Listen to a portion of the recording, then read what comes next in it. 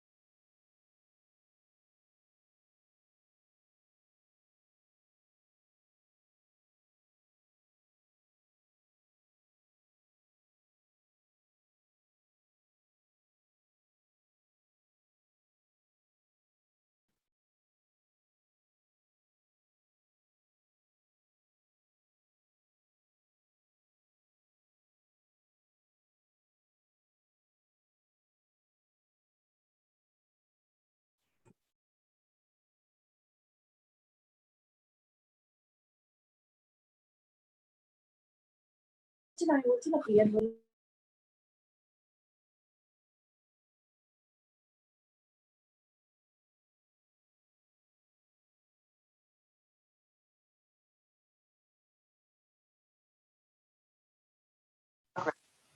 Recording.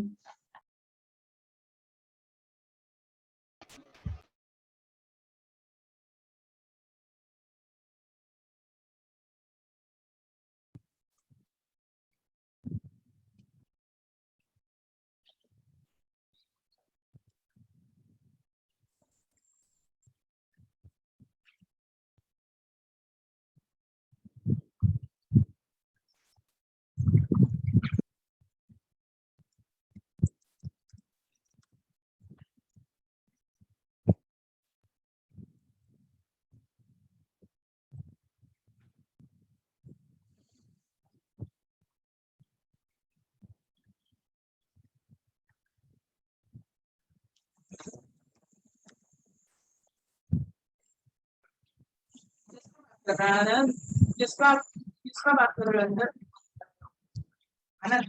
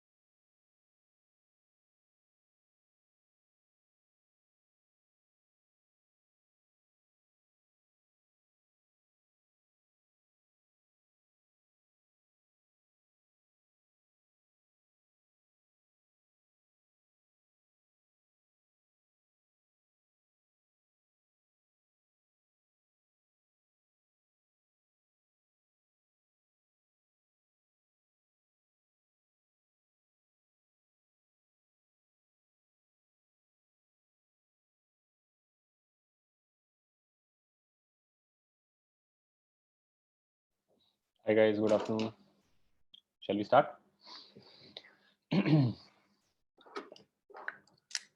तो last time क्या किया था हम लोगों ने? तुम लोगों का एक लेक्चर और हुआ था ना जो किसी और ने लिया होगा बीच में? Yes sir. क्या हुआ उसमें? यस सर, आरडीपी सर ना। तो प्लेन मिरर में हम लोगों ने वो कर लिया था, वो रोटेटिंग मिरर वाला प्रॉब्लम। सर वो एक वो बार 3D वापस plane में एक्सप्लेन mirror कर रखा। सकते हो? Yes sir. तो कौन सा वाला था वो? सर वो x था 1,0,0 अच्छा 2,0,2 वो वाला वो हमने लास्ट किया था। हाँ सर, होमवर्क के लिए दिया था। उसके बाद वो प्रॉब्लम्स नहीं किए थे क्या कि जिसमें लेजर आ रहा है और मिरर रोटेट कर रही है? नहीं सर, नहीं, एक ही नहीं, क्लास हुई है अपनी। अच्छा एक तो ही आरडीपी ने क्या पढ़ाया फिर? सर एंगल ऑफ सर ने angle of deviation, grazing incidence, number of अच्छा नंबर ऑफ ठीक है इमेजेस। ठीक है। तो ये रोटेटिंग वाला पार्ट हम लोग आज कर लेते हैं। जो वो प्रॉब्लम था उसमें ये था कि आई थिंक और एक्स वाई और जेड एक्सिस पर आपने तीनों एक्सिस के पॉइंट्स पे मिरर बनाए थे। हाँ सर, इन पे मिरर बनाया था, टेढ़ा मिरर था ना? यस हाँ sir, sir, triangle yes, sir. Singular prism जैसे 1,0,0,0 0,2,0 और 0,0,3 ऐसा कुछ था क्या? यस सर, यही था। ठीक है, तो ये तुम्हारा मिरर है और इस पे लाइट पड़ेगा आके, कोई इंसिडेंट रे ऑफ लाइट तुमको दिया हुआ है, मान लो कि whatever i cap plus j cap plus k cap 7i cap minus 11j cap plus 2k cap का वैल्यू। ठीक है, कोई सा भी ले लेते हैं, डजंट मैटर, हमको तो प्रिंसिपल सीखना है इसका। तो मैंने तुम्हें ये बताया था कि जो लॉ ऑफ रिफ्लेक्शन है वेक्टर फॉर्म में, तुम्हें जो है रिफ्लेक्टेड यूनिट वेक्टर फाइंड करने के लिए इंसिडेंट यूनिट वेक्टर लेके -2 टाइम्स इंसिडेंट का नॉर्मल के साथ डॉट लेके नॉर्मल के साथ उसको लगाना होता है। तो अब इस केस में क्या है कि इंसिडेंट यूनिट वेक्टर दिया हुआ है अपने को, लेकिन मिरर क्योंकि अपनी अच्छी नहीं है, यानी X Y Y Z Z X में से कोई सा भी मिरर नहीं है, मिरर खुद एक आर्बिट्ररी एंगल पे ओरिएंटेड है, तो जो उसकी नॉर्मल है वो भी गंदी सी आएगी, कुछ आई कैप जे कैप के कैप में आएगी। अगर वो नॉर्मल हम निकाल लेते हैं तो फिर तो उसके बाद प्लग इन प्ले है कि नॉर्मल यहाँ डाल देंगे, इंसिडेंट यहाँ डाल देंगे, नॉर्मल यहाँ डाल देंगे, इंसिडेंट यहाँ डाल देंगे, तो रिफ्लेक्ट मिल जाएगा अपने को। तो प्रॉब्लम सिर्फ इतना रह गया कि नॉर्मल यूनिट वेक्टर कैसे निकाला जाए, एक आर्बिट्ररी मिरर का नॉर्मल वेक्टर कैसे निकाला जाए। अब अगर तुम वेक्टोरियली सोचो तो कौन सा वेक्टर प्रॉपर्टी है जो तुम्हें एक परपेंडिकुलर देता होगा? डॉट प्रोडक्ट क्रॉस प्रोडक्ट देगा। तो अगर तुम बोलो कि भाई एबीसी है ये, और मैं बीसी को एक वेक्टर मान लूं गोइंग फ्रॉम बी टू सी, और मैं बीए को एक वेक्टर मान लूं गोइंग फ्रॉम बी टू ए, तो बी ए और बी सी वैक्टर हम आराम से लिख सकते हैं। बी सी वैक्टर जो है वो हो गया सी के कोऑर्डिनेट्स माइनस बी के कोऑर्डिनेट्स, तो वो हो गया आई कैप माइनस 3k कैप, और बी ए वैक्टर जो हो गया वो हो गया ए के कोऑर्डिनेट्स माइनस बी के कोऑर्डिनेट्स, तो वो हो गया 2j cap minus 3k cap. तो हमने दोनों वेक्टर्स निकाल लिए एजेस के, कोई से भी दो एजेस। तो फर्स्ट ऑफ ऑल अगर मैं नॉर्मल यूनिट वेक्टर इस प्लेन का फाइंड करना चाहता हूँ तो do you see that I can do BC cross BA divided by the mod of BC cross BA and that will give me the normal to this plane. Yes, sir. Triangle के दो edges को अगर vector बना लिया जाए और उनका cross product कर लिया जाए तो ट्राइंगल के प्लेन के परपेंडिकुलर ऑटोमेटिकली वो आ जाएगा और फिर उसको उसके मॉड से डिवाइड कर देंगे तो यूनिट वेक्टर बन जाएगा. तो BC cross BA by BC cross BA का मॉड तुम कर ही सकते हो. ये तो सिंपल मैथमेटिकल ऑपरेशन है कि BC क्रॉस BA करना है तो I क्रॉस J K होता है तो 2K cap, I cross K minus J होता है तो plus 3J cap, K cross J I होता है तो माइनस 6I कैप और K क्रॉस K 0 होता है. And all of this divided by 4 plus 9 plus 36. तो ये तो तुम्हारा नॉर्मल यूनिट वेक्टर बन गया. ठीक है, नॉर्मल यूनिट वेक्टर बन गया. अब यहाँ डाल दो इसको, इंसिडेंट यूनिट वेक्टर दिया हुआ है तो डॉट कर दो उनका और यहाँ पे चिपका दो तो हमारे पास रिफ्लेक्टेड यूनिट वेक्टर मिल जाएगा. बस प्रॉब्लम सॉल्व. अब इसमें एक क्वेश्चन अराइज हो सकता है. क्या किसी को आ रहा है ये क्वेश्चन दिमाग में? क्या क्वेश्चन एक अराइज हो सकता है?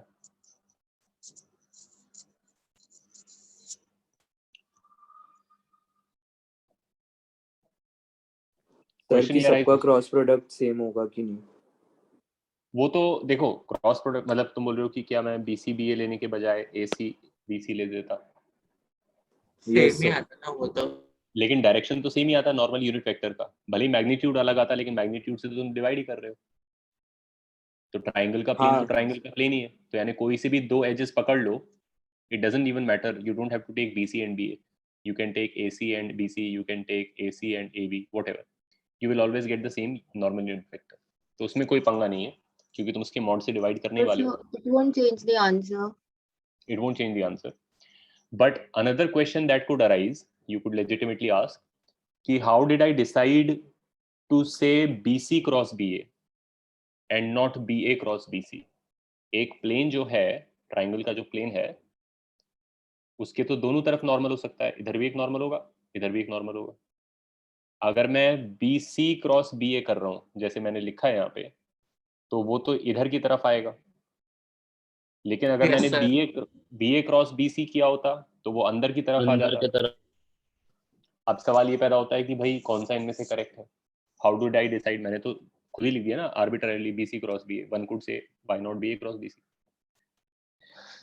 तो अब कैसे पता चले कि कौन सा लेना चाहिए? अंदर वाला नॉर्मल लेना चाहिए कि बाहर वाला नॉर्मल लेना चाहिए? सर किस बेसिस से डिसाइड हो गए? Right hand. नहीं, राइट हैंड थंब रूल से तो क्रॉस प्रोडक्ट डिसाइड होता है. क्रॉस प्रोडक्ट का ऑर्डर कैसे डिसाइड? ये तो ठीक है कि BC क्रॉस BA करोगे तो वो बताएगा कि BC को BA करो तो इधर आएगा और BA क्रॉस BC करोगे तो वो बताएगा कि अंदर आएगा. तो राइट हैंड थंब रूल तो वंस यू डिसाइड कि तुम पहले किसको लेने वाले हो BC और BA में से, उसके बाद राइट हैंड थंब रूल बताता है कि किधर आएगा तुम्हारा नॉर्मल. ये कैसे डिसाइड होगा कि पहले किसे लेना है? BC क्रॉस BA करना है कि BA क्रॉस BC करना है? इंसिडेंट रे से. हाँ देखो, Mirror स्ट्रिक्टली स्पीकिंग तो हमें इंसिडेंट रे के हिसाब से देखना चाहिए क्योंकि बात ये है कि अभी तो फिलहाल ये एक प्लेन है, मैथमेटिकल प्लेन है. At this point it is not even a mirror. Mirror में तो दोनों साइड आइडेंटिकल नहीं होते हैं. एक साइड रिफ्लेक्टिंग होती है, एक साइड नॉन रिफ्लेक्टिंग होती है. तो एक रियल मिरर का तो एक ही लेजिटिमेट नॉर्मल होता है. लेकिन अभी तक तो ये मैथमेटिकल प्रॉब्लम है. ये एक प्लेन है, इसका तो ये भी नॉर्मल करेक्ट हो सकता है और ये भी नॉर्मल करेक्ट हो सकता है. तो ऑब्वियसली गिवन कि इंसिडेंट वेक्टर एक पर्टिकुलर वेक्टर है जिसका एक पर्टिकुलर डायरेक्शन है, मान लो ये इंसिडेंट रे है तो इसका एक पॉइंट है, एक तरफ पॉइंट कर रहा है, तो किसी प्लेन पे ये एक ही तरफ से करेक्टली इंसिडेंट हो सकता है. अगर मैं इसको इधर लगा दूं तो ये तो फिर इंसिडेंट लाइट जैसा नहीं दिख रहा है. यानी किसी एक प्लेन के रिलेटिव गिवन एक incident vector can only be the correct incident light from one side. ये बात समझ में आ गया? यस. और जिस तरफ से वो पढ़ रहा है उस तरफ जो नॉर्मल निकली रहेगी वही करेक्ट नॉर्मल होएगी. दूसरी तरफ जो नॉर्मल निकली रहेगी वो गलत नॉर्मल होएगी. यानी कि हमें ये पता चल गया कि अगर मान लो एक प्लेन है, प्लेन को मैं साइड से देख रहा हूँ ना, cross section of the plane, तो टेक्निकली तो प्लेन के दोनों तरफ एक नॉर्मल होती है. एक नॉर्मल उधर है, नॉर्मल इधर है. लेकिन गिवन कि इंसिडेंट वेक्टर मान लो ऐसा दिखता है स्पेस में, तो करेक्ट नॉर्मल ये वाली है, क्योंकि इंसिडेंट लाइट ऐसे पड़नी चाहिए, उधर जाएगी तो ये वेक्टर को तो तुम स्लाइड कर सकते हो कहीं पर भी, लेकिन उसकी ओरिएंटेशन तो चेंज नहीं कर सकते। अगर तुम इसको उस तरफ से बना दोगे तो फिर तो ये इंसिडेंट लाइट नहीं है, फिर तो ये जाता हुआ लाइट है। Yes. यानी ये करेक्ट नॉर्मल नहीं होना चाहिए, ये करेक्ट नॉर्मल होना चाहिए। यानी करेक्ट नॉर्मल के साथ एक्चुअली जो इंसिडेंट वेक्टर है, तुम देखो करेक्ट नॉर्मल अगर मैं बनाऊं और इधर इनकरेक्ट नॉर्मल बनाऊं, तो तुम ये देख सकते हो कि करेक्ट नॉर्मल के साथ ऑब्ट्यूज एंगल बनता है, देख रहे हो? Yes, sir. Yes, sir. जबकि इनकरेक्ट नॉर्मल के साथ अक्यूट एंगल बनता है। Acute. Yes, sir. तो सवाल फिर ये हो गया बस कि ये देखना है कि BC क्रॉस BA और BA क्रॉस BC दोनों में से किसके साथ हमारा इंसिडेंट लाइट ऑब्ट्यूज एंगल बना रहा है, वो तुम्हारा करेक्ट नॉर्मल होगा। तो अब ऑब्ट्यूज एंगल के लिए कैसे चेक करोगे?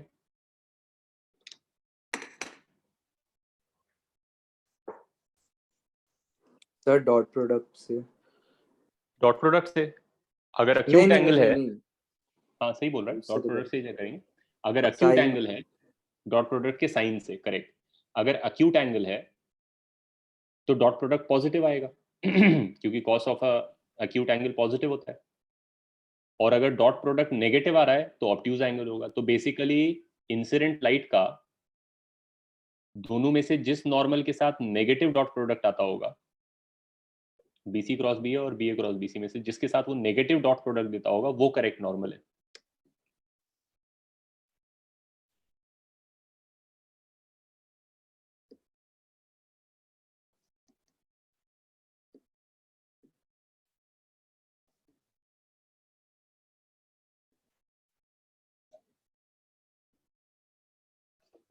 with incident light, basically I dot n is negative जिसके साथ है करेक्ट नॉर्मल के साथ। तो तुम चेक कर सकते हो, लेकिन टर्न्स आउट बढ़िया बात यह है कि ये जो फॉर्म है इस चीज का, उसमें एक्चुअली रेलेवेंट नहीं है तुम्हें ये देखना कि कौन सा करेक्ट नॉर्मल है और कौन सा करेक्ट नहीं है। मतलब ऑल्दो हमने रीजनिंग करके डिस्कस कर लिया कि हाँ करेक्ट वाले के साथ ऑब्ट्यूज एंगल होना चाहिए, लेकिन तुम्हें टेस्ट भी करने की जरूरत नहीं है। मतलब do not you need not spend time actually checking for the correct normal, and I will tell you why. क्योंकि I डॉट n भी है उसमें और n कैप भी है उसमें। तो मान लो तुमने करेक्ट नॉर्मल लिया, मान लो करेक्ट नॉर्मल ले लिया तुमने, ठीक है, तो तुम्हारा I डॉट n नेगेटिव आएगा क्योंकि उसके साथ ऑब्ट्यूज एंगल बना रहा होगा, और n कैप का एक डायरेक्शन आ जाएगा ये वाला। लेकिन अगर तुमने इनकरेक्ट नॉर्मल भी पिक कर लिया तो तुम्हारा I डॉट n पॉजिटिव आ जाएगा, लेकिन ये n कैप जो है इस n कैप का नेगेटिव है।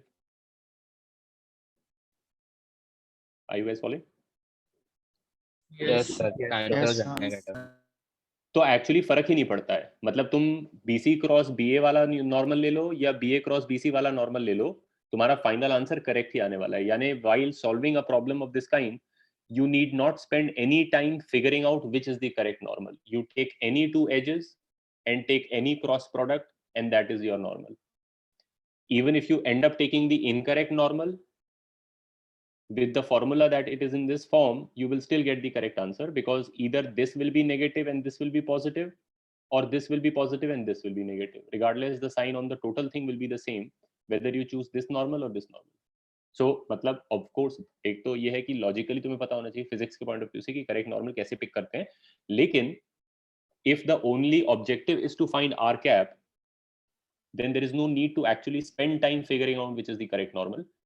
You take any, तुम BC क्रॉस BA ले लो, BA क्रॉस BC ले लो, AC क्रॉस AB ले लो, AB क्रॉस AC ले लो, CA क्रॉस CB ले लो, doesn't matter. Take two edges, do their cross product, take that normal and put it in this equation, and you will get the correct answer. So can you explain again why the obtuse angle will be the correct normal?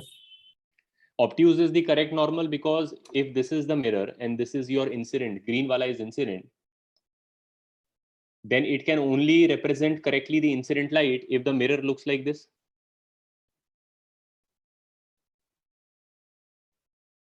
Because Yes, sir. obviously अगर mirror ऐसा दिखता है यानी उसका shiny side ऊपर की तरफ है, तो ये वेक्टर कैसे इंसिडेंट हो सकता है उस पर? हो ही नहीं सकता। तुम इसको स्लाइड ही तो कर सकते हो वेक्टर को, इसको पॉइंटिंग तो चेंज नहीं कर सकते हो इसकी, तो इसको तुम कैसे भी लगा लो, ये इंसिडेंट लाइट को तो रिप्रेजेंट नहीं कर रहा है, light which is striking the mirror. तो यानी कि जो करेक्ट नॉर्मल होता है मिरर का, वो हमेशा इंसिडेंट लाइट से ऐसा आ रहा होता है उल्टी तरफ। करेक्ट नॉर्मल ये वाला है ना, जो मिरर के शाइनी साइड की तरफ निकला हुआ है, और तुम उसके साथ देख सकते हो ऑब्ट्यूज एंगल बनाता है हमेशा। थोड़ा आगे स्लाइड कर लो उसको, टेल टू टेल लगा के, ऑब्ट्यूज एंगल। गलत वाला नॉर्मल जो अंदर की तरफ पॉइंट कर रहा है, उसके साथ वो एक्यूट एंगल बना रहा है। सर आप इसमें एक वैल्यू डाउट है जो क्या बोल रहे हो? सर, एक डाउट था वैल्यूज लेके सर। तो इजी हो जाए। हाँ एक सेकंड, मैं वैल्यूज लेके भी कर दूंगा। हाँ बोल, क्या डाउट पूछ रहा था? सर जो BC cross BA upon magnitude of BC into BA, sir denominator में √10 इंटू √13 होगा ना, मतलब magnitude of BC into magnitude of BA।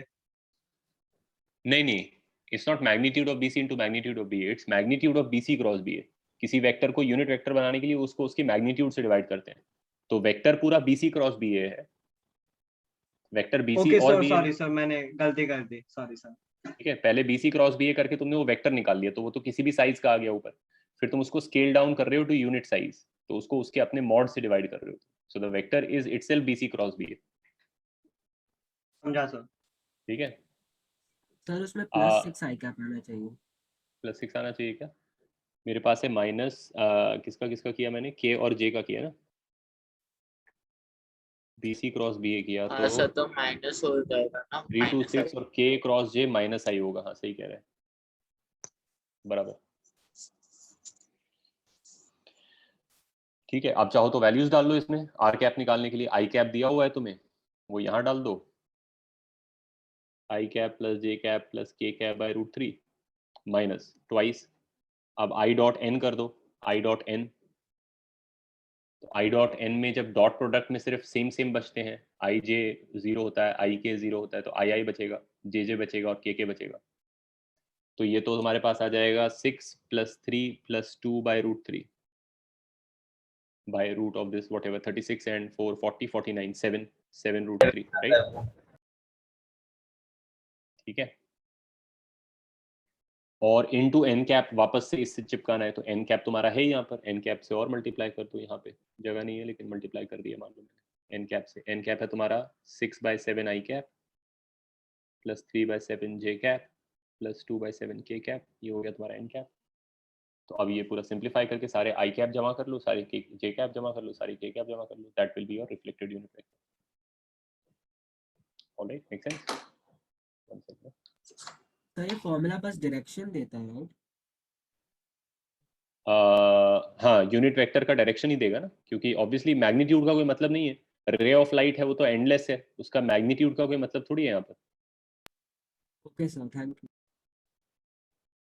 Right, so it just tells you the direction in which the light will go after reflection. It can't give, there is no meaning to the magnitude of a ray of light. So it does not depend anything on the normal, right? Whether it's correct or incorrect. Yes, it does not.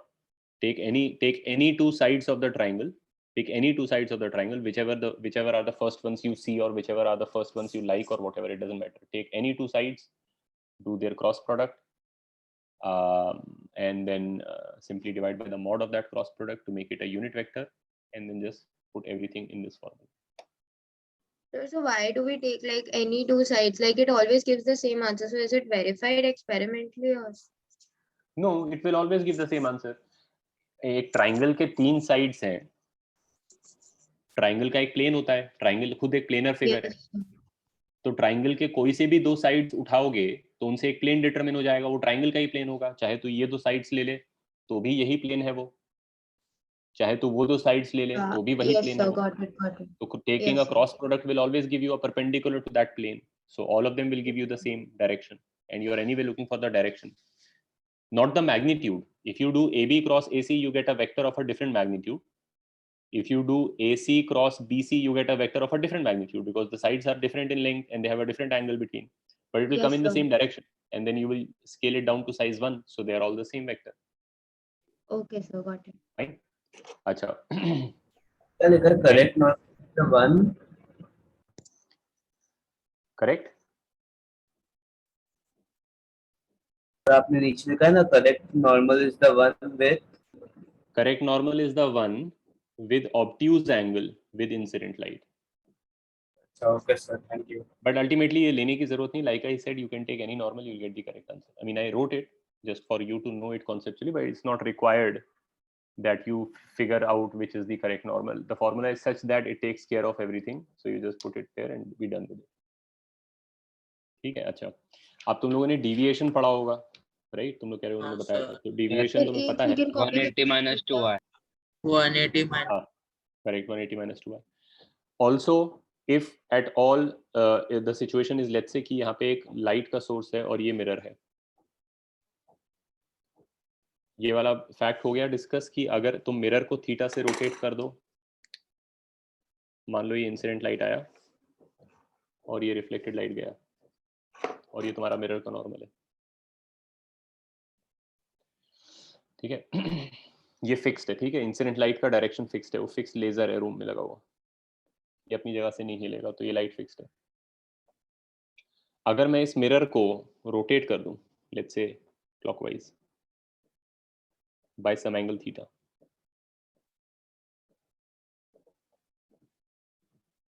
तो जो तुम्हारा reflected light है, क्योंकि अब mirror अगर theta से rotate हो गई तो मिरर की नॉर्मल भी थीटा से रोटेट हो जाएगी, agreed? Yes, sir. Compare to the older normal. Yes. तो जो रिफ्लेक्टेड लाइट है जो अब ऐसे जा रही है, वो भी थीटा से तो नहीं, वो कितना से रोटेट हो जाएगी?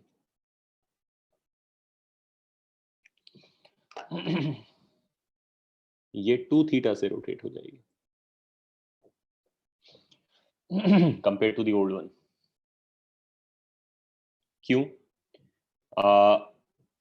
ऐसे देखो, पहले तुम्हारा मिरर ऐसे था, उसका नॉर्मल ऐसे था, तो मान लो कि पहले जो एंगल ऑफ इंसिडेंस था इनिशियल इधर, ये मान लो अल्फा था,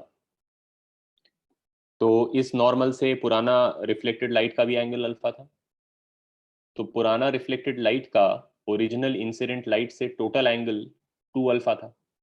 हम सब कुछ इससे नापेंगे, क्योंकि इस प्रॉब्लम में केवल यही एक लाइन है जो रोटेट नहीं होती है, बाकी सब मिरर, उसकी नॉर्मल, रिफ्लेक्टेड सब रोटेट हो गया है।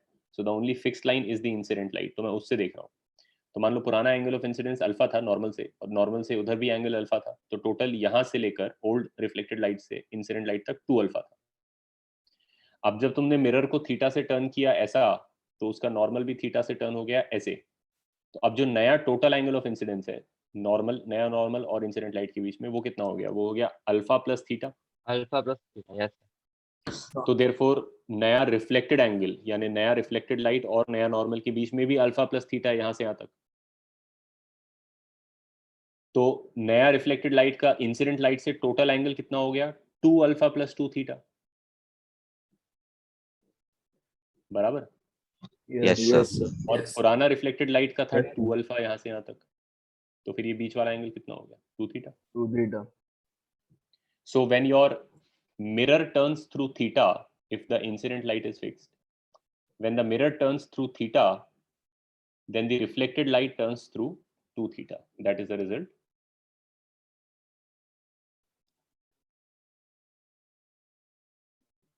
For fixed incident light, if mirror turns through theta, reflected light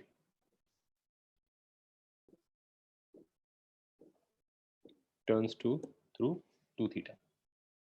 तो ये एक फैक्ट है। और अगर ये तो वन टाइम अफेयर हो गया, in the sense of you turn the mirror by 1 time theta and the reflected light turns by 1 time 2 theta. What if the mirror is constantly rotating at omega? Then with what omega is the reflected light rotating? 2 omega. Omega, of course. जो theta theta का relation है वही omega omega का relation है, क्योंकि omega theta का time derivative होता है. Omega is simply the rate of change of theta. So if you turn the mirror by 1 degree, then you are saying that the reflected light turns by 2 degrees. If the mirror turns by 1 degree per second, every second, then the reflected light turns by 2 degrees every second. So therefore, if the mirror omega is 1, then the reflected light omega is 2. Correct? So the mirror goes at some omega, then the reflected light goes at twice the omega. ठीक है, ये fact जो है तुम ध्यान रखो, इसको use करके हम एक प्रॉब्लम सॉल्व करते हैं। इंटरेस्टिंग सा प्रॉब्लम है कि थोड़ा ट्रिकी है, so think about it carefully. Sir hmm sir मैं बीच में डिस्कनेक्ट हो गया, तो सर आप वापस एक्सप्लेन कर सकते 2 थीटा वाला? 2 थीटा कैसे हुआ, ये वाला बात हाँ बताइए। हाँ 2 सर थीटा मैं ऐसे हो गया, हाँ 2 थीटा ऐसे हो गया, क्विकली मैं बोल देता हूँ कि अगर तुमने पहले जो है पहले वाला जो है वो ये सिचुएशन है, हॉरिजॉन्टल मिरर है और वर्टिकल नॉर्मल है। हाँ तो अगर पहले जो है एंगल ऑफ इंसिडेंस था मान ले इधर अल्फा, हाँ सर, तो नॉर्मल अल्फा प्लस थीटा। नहीं नॉर्मल पुराना वाला नॉर्मल देख रहे हैं अभी, सर ठीक है। तो ये अल्फा एंगल था इधर, तो इधर से भी अल्फा एंगल था पुराना रिफ्लेक्टेड लाइट तक। हाँ सर। तो पुराना रिफ्लेक्टेड लाइट का इंसिडेंट लाइट से टोटल एंगल 2 अल्फा था यहाँ से यहाँ तक। हाँ सर। सब मैं इसके रिलेटिव देख रहा हूँ क्योंकि ये फिक्स रहता है पूरे प्रॉब्लम में। यस अब सर। जब मैंने मिरर को थीटा से टर्न किया तो उसका नॉर्मल भी थीटा से इधर टर्न हो गया, तो अब हाँ टोटल सर। नया angle of incidence alpha plus theta हो गया। Yes sir. तो नया एंगल ऑफ रिफ्लेक्शन भी अल्फा प्लस थीटा हो गया यहाँ तक, नए नए रिफ्लेक्टेड लाइट तक अल्फा प्लस थीटा इधर से। तो फिर यस सर। इसका एंगल उससे टोटलिटी में 2 अल्फा प्लस 2 थीटा हो गया पूरा। हाँ सर समझा सर। ठीक है, Thank इधर you. से 2 अल्फा था, इधर से 2 अल्फा प्लस 2 थीटा है, तो ये एक्स्ट्रा जो टर्न हो गया 2 थीटा। और वही Yes, रिलेशन ओमेगा में भी है, ओमेगा और 2 ओमेगा। अब ये प्रॉब्लम तुम लोग ट्राई करो कि एक मेरे पास सिलिंड्रिकल बॉडी है और ये टर्न कर रहा है 1 रेडियन पर सेकंड पे, और ये टर्न कर रहा है 1 रेडियन पर सेकंड पे कॉन्स्टेंटली, और इसमें जो है सेट ऑफ फिन्स लगे हैं which are all plane mirrors. इसमें भी सेट ऑफ फिन्स लगे हैं which are all plane mirrors, ठीक है। And somehow magically they don't collide and they don't break each other, ठीक है। मान लो समहाउ मैजिकली ऐसा स्ट्रक्चर है ये, जैसे टरबाइन होता है, तो इसके जो टरबाइन के फिन्स होते हैं instead of being fins they are all plane mirrors.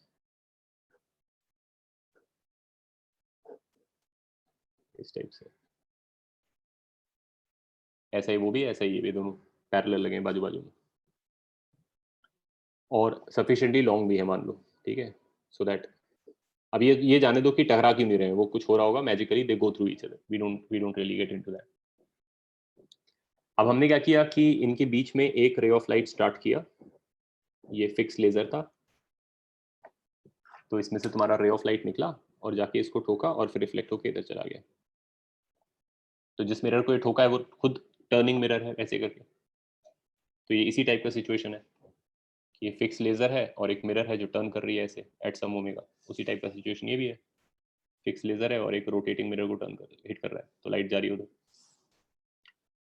अब क्या होगा कि ये लाइट जब जाएगा तो फाइनली फिर इधर भी जाएगा, तो इधर भी एक को हिट करेगा, वो भी टर्न कर रहा होगा, फिर ऐसे जाएगा। तो अज्यूम कर लो कि ऐसा 5 बार हुआ, दोनों के बीच में ऑल्टरनेट करता हुआ वो गया 5 टाइम्स, ऐसा ding dong ding dong ding, ठीक है। तो तुम्हें बताना है find the omega of the light रे after the 5th reflection. Question समझ गए सब लोग? assuming that they all happen one after the other alternatingly between this and that and this and that। तो 5वां बार जो रिफ्लेक्शन होगा उसके बाद जो लाइट रे होगी वो किस रेट से टर्न कर रही होगी, उसका ओमेगा क्या होगा,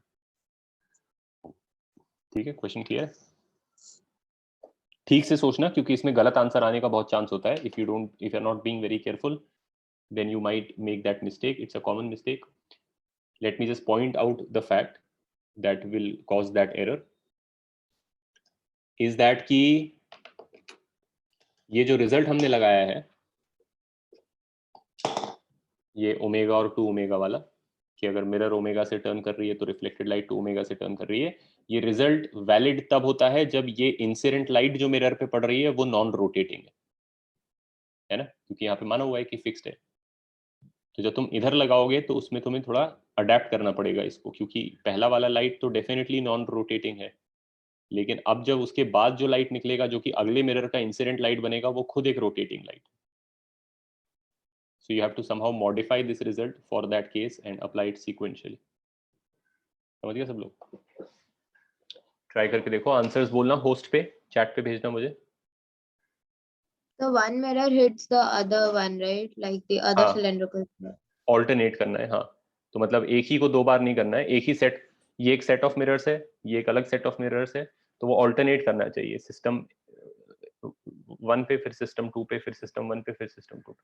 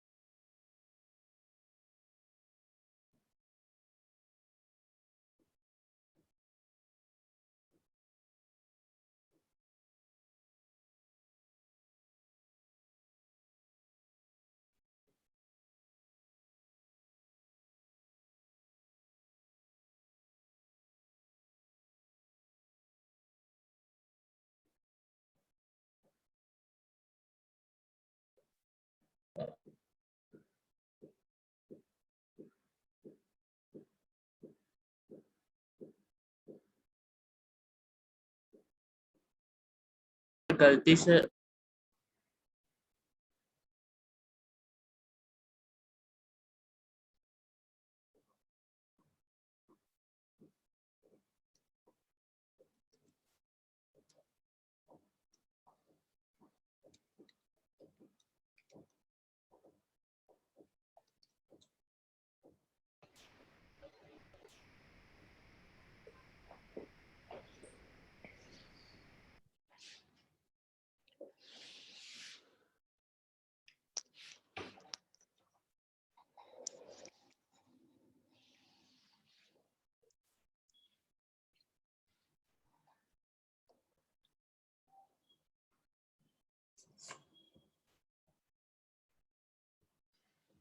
हाँ ठीक है ध्रुवील, कोई बात नहीं।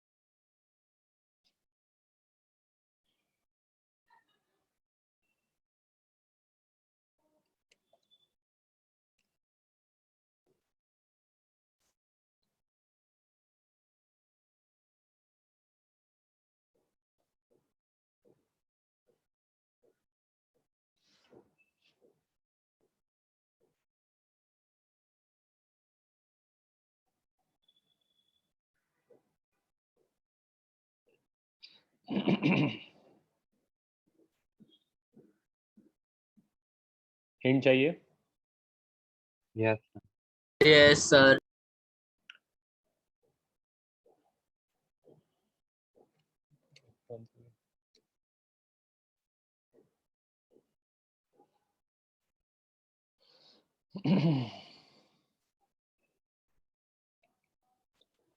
देखो ये तो तुम लोग समझ गए कि मतलब सीक्वेंशियली रिजल्ट लगाना है। Sir first step, sir first ही नॉन रोटेटिंग है, बाद में सब रोटेटिंग। हाँ तो पहला वाला तो लग गया तुम्हें, पहले वाले का मिल गया। अब दूसरा वाला हाँ जो है वो खुद रोटेटिंग है।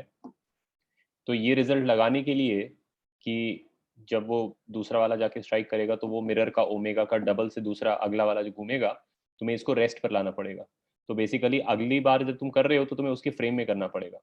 यानी कि वो अगला वाला जो रे है अगर वो खुद एक सर्टेन ओमेगा से रोटेट कर रहा है तो पहले तुम उस फ्रेम में आ जाओ, meaning you also start rotating with that omega. तो then accordingly change the omega of the mirror also. Relative velocity जैसे करते हैं वैसे ही रिलेटिव ओमेगा भी कर सकते हैं।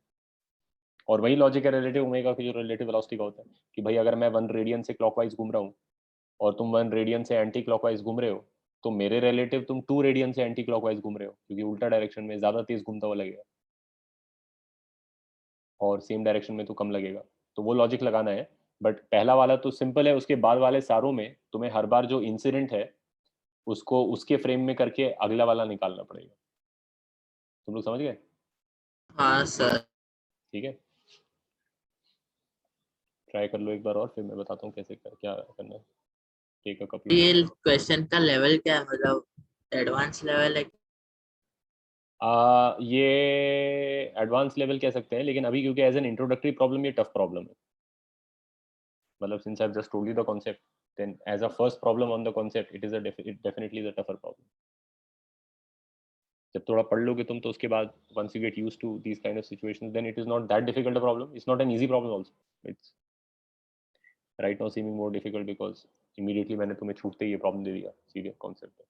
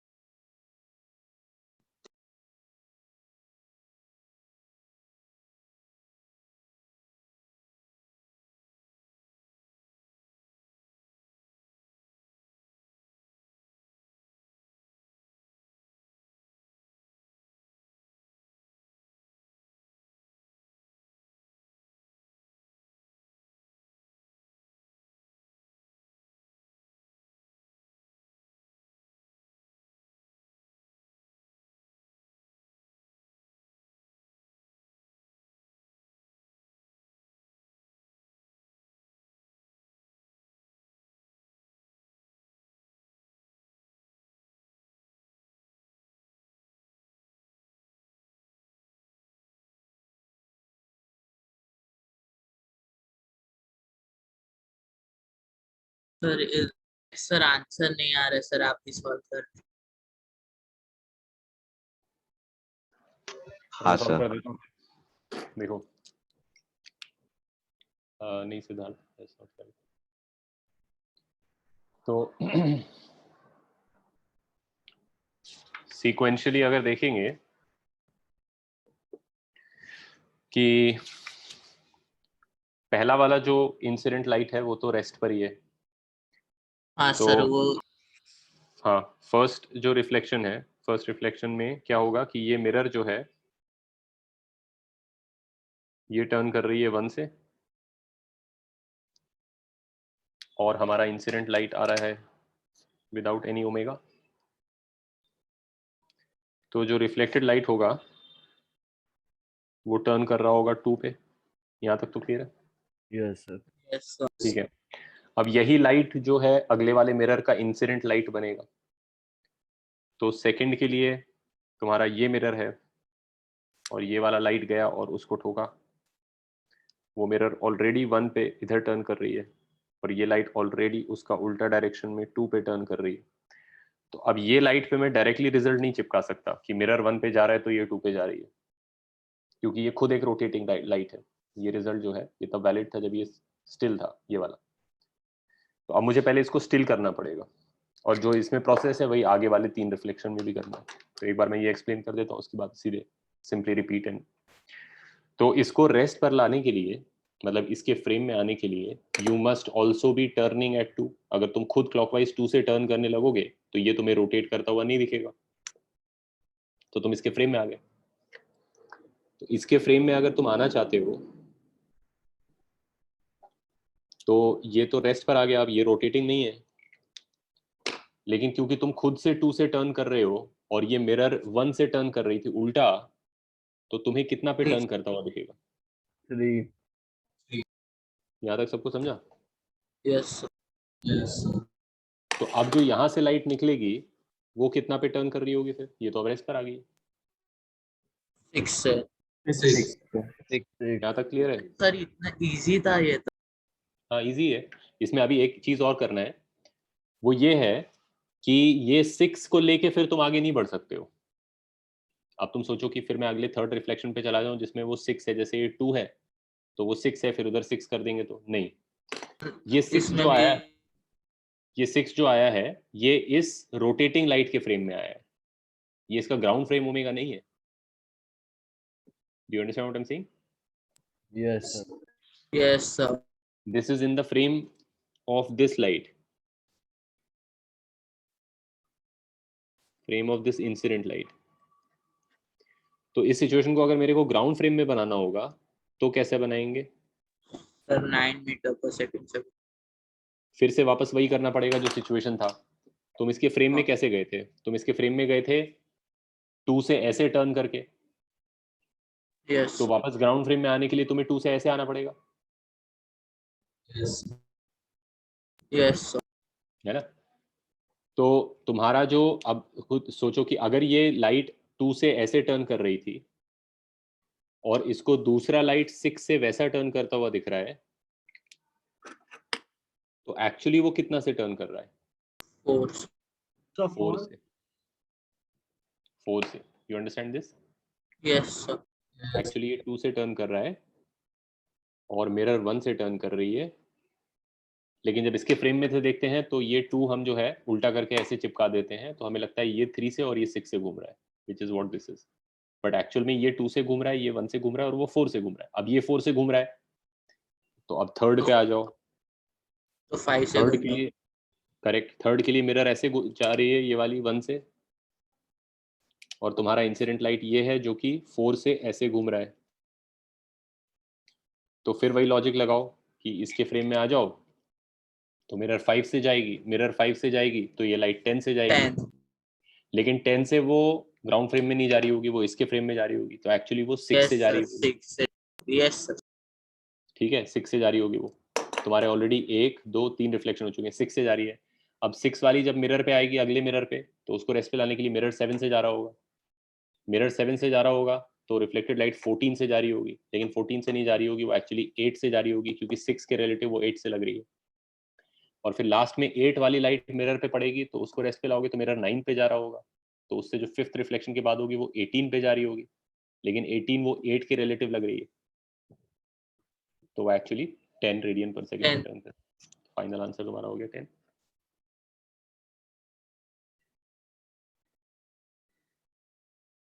सबको समझे? Sir yes sir. तो ये मैंने इसलिए लिया क्योंकि इसमें obviously conceptually speaking, when you look at a result, if somebody says okay this is the result where this is moving at this and this is moving at this, you must also be careful of the conditions in which the result is valid. जो कोई conceptual problem होगा वो उस condition को exploit करेगा invariably, कि तुम्हें बता दिया कि भाई लाइट आएगा ऐसे जाएगा ऐसे जाएगा, तुमने सीख लिया कि ओमेगा 2 ओमेगा, लेकिन जो अल्टीमेट कंडीशन जिस पे डिपेंडेंट है कि ओमेगा का 2 ओमेगा, वो ये है कि ये लाइट फिक्स्ड है। So in a problem in which that is not the case, you have to adapt that result by changing your frame appropriately. ठीक है, आई होप सबको समझा होगा ये चीज। तो अब जो है relative omega concept used in the problems. हाँ ऑफ कोर्स, प्रथम omega is a kinematical quantity, like velocity is a kinematical quantity, angular velocity is also a kinematical quantity, and so just like relative linear velocity is a concept, relative angular velocity is also a concept. If an object A has omega A, which is a vector, and another object has omega B, then the omega of A relative to B, yani as seen by B, is again given by a similar relationship, which is true for linear velocities also. The only thing is, यहाँ पे हमने वैसे किया नहीं उस तरीके से, देखा नहीं उस तरीके से, but you must be mindful of the fact कि यहाँ तो मैंने थोड़ा इनफॉर्मली कर दिया कि ये क्लॉकवाइज है, वो एंटी क्लॉकवाइज है, तो ऐड करो, सबट्रैक्ट करो. टेक्निकली ओमेगा का डायरेक्शन क्लॉकवाइज और एंटी क्लॉकवाइज नहीं होता. ओमेगा वेक्टर का डायरेक्शन मिलता है by the right hand thumb rule. So when something is turning clockwise, then its omega vector is pointing inwards, and when something is turning counterclockwise, then its omega vector is pointing outwards.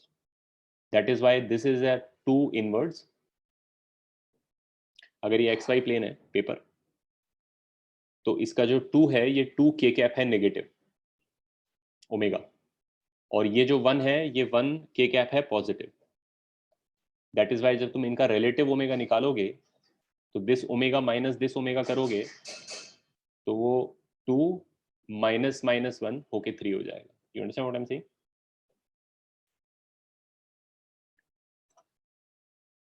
Right. जैसे velocity of A with respect to B जो है हमें मिलता है va minus V B करके vectorially.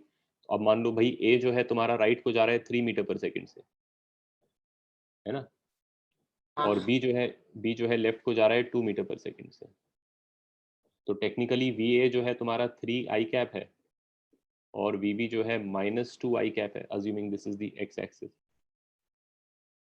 तो जब तुम va माइनस vb करोगे तो va माइनस माइनस vb, तो वो ऐड हो सर जाएगा वो 5. स्क्रीन में नहीं आ रहा है जो आप लिख रहे थे. ठीक है, तो वही चीज यहाँ पर भी हो रही है. ये ओमेगा क्लॉकवाइज है तो ये इनवर्ड पॉइंटिंग है, माइनस के कैप है. ये ओमेगा काउंटर क्लॉकवाइज है तो ये आउटवर्ड पॉइंटिंग प्लस आई है. तो जब तुम इनका डिफरेंस लोगे रिलेटिव ओमेगा निकालने के लिए, omega of mirror with respect to this ray निकाला गया है ना, इसके फ्रेम में कितना ओमेगा, तो वो माइनस माइनस करके प्लस से ऐड हो जा रहा है 3. लॉजिक वही है जो लीनियर वेलोसिटीज का तरीका है रिलेटिव मोशन करने का, वही एंगुलर वेलोसिटीज का भी तरीका है रिलेटिव मोशन करने का. It is exactly the same kind of thing. ठीक है. अच्छा, एक और टाइप ऑफ प्रॉब्लम हम कर सकते हैं based on this rotating concept, कि अगर कोई चीज टर्न कर रही है ओमेगा से तो मिरर टर्न कर रहा है ओमेगा से, तो लाइट टर्न कर रहा है टू ओमेगा से, which is this kind of problem. ये भी इंटरेस्टिंग प्रॉब्लम है, थोड़ा सा ये भी ट्रिकी है. So can you go back for a second? Actually page मैंने लंबा वाला उठा लिया है, आई थिंक A3 साइज का पेज है. So what is that next to plane of incident, the other bracket? ये है फ्रेम ऑफ इंसिडेंट लाइट और ये है ground frame.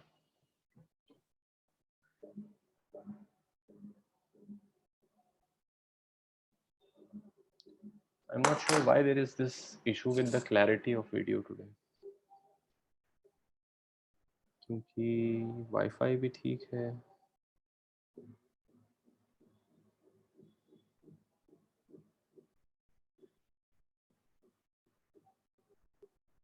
Not really getting why this should happen.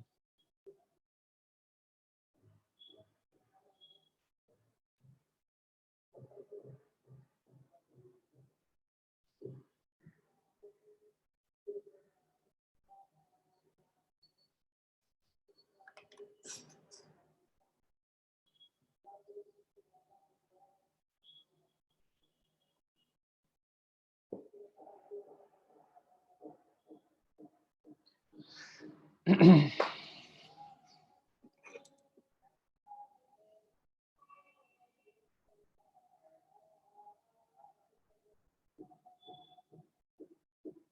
है, हो गया. ये प्रॉब्लम देखो, ट्राई करो इसको भी. ये भी थोड़ा सा ट्रिकी है, but again tricky only because you are seeing a problem of this kind probably for the first time, but you get used to this kind of things also. एक वॉल है,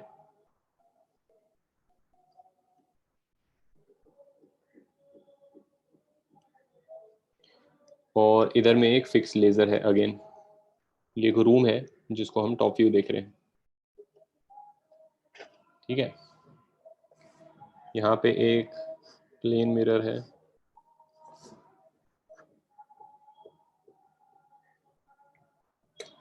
तो लेजर लाइट आती है तो mirror को यहाँ strike करती है। ये मिरर का मिड पॉइंट है जहाँ पे पिवट भी लगा हुआ है, मिरर का रिफ्लेक्टिंग सरफेस। ठीक है, this is a plane mirror, it is pivoted here, right, and it is rotating at 4 radian per second constantly, right. ऊपर से देख रहे हो तुम, रूम का व्यू है, टॉप व्यू है, तो मिरर ऐसे रखी है और ऐसे कॉन्स्टेंटली रोटेट कर रही है डोर की तरह, इस तरीके say about this axis, hinge है इसका बीच में। और ये जो लाइट है ये पैरेलल टू द वॉल है, और इसका जो पिवट का डिस्टेंस है फ्रॉम द वॉल वो 2 मीटर है। ठीक है, तो जो लाइट रिफ्लेक्ट होगा मिरर से वो मान लो यहाँ पड़ रहा है, लेट्स से, तो यहाँ पे एक स्पॉट ऑफ लाइट बनता होगा। मान लो बाकी रूम में कोई इल्यूमिनेशन नहीं है, तो केवल यही एक स्पॉट ऑफ लाइट होगा वॉल पे। So as this mirror turns, this spot of light will travel on the wall. First of all, can you tell me, is the speed of the spot on the wall constant throughout the motion or variable throughout the motion? Constant mirror का omega constant है, mirror constantly 4 radian per second पे जा रहा है, but spot का जो speed on the wall है, linear speed, not इस लाइट का ओमेगा, वो नहीं कह रहा हूं। ये जो लाइट का स्पॉट वॉल पे बनेगा, छोटा पैच होगा, उसका जो ट्रैवलिंग स्पीड है on the wall, linear speed, वो थ्रू आउट कॉन्स्टेंट है या वेरिएबल है? सर वो वेरिएबल वो वेरिएबल है। तो अगर वो वेरिएबल है तो फिर वो ज्यादा, तो फिर वो कैसे होता है? Think about it this way कि जब ये तुम्हारा मिरर ऑलमोस्ट, स्पॉट का जो स्पीड है it depends on the mirror का omega, right? it depends on the mirror ka omega, but that does not mean that since the mirror omega is a constant, the speed of the spot is also a constant. That is not automatically true. Okay sir. Think of it this way, first of all, कि जब मान लो mirror जब इस configuration में, मतलब it is almost vertical but not quite, almost vertical होगा तो फिर obviously लाइट सीधा ही चला जाएगा, रिफ्लेक्ट ही नहीं होगा।